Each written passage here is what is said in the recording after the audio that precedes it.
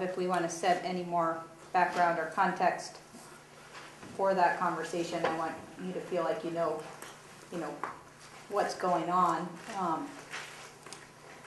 Basically, at the last meeting, I'll give what I would consider a very short recap, and anybody here is welcome to add to it or subtract from it if you have a different impression.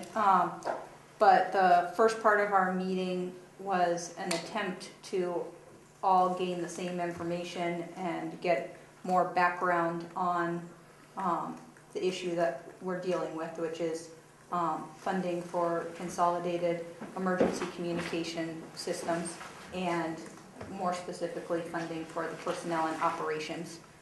So a lot of that background talked about what the expenses were, what the funding sources were, what's covered under the E911 funds versus what currently the other users' jurisdictions are funding.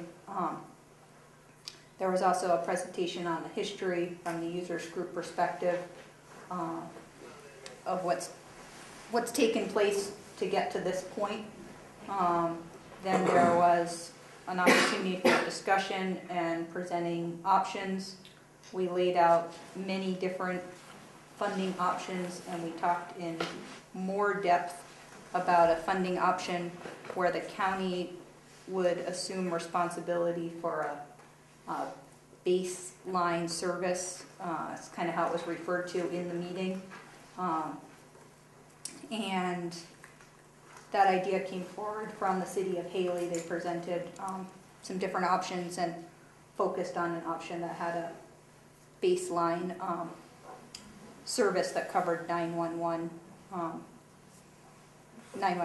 calls. And we had some discussion about that option and the other options put forward, and there seemed to be a lot of support at the table for the idea that the county would move forward and provide 911 service. That's okay. kind of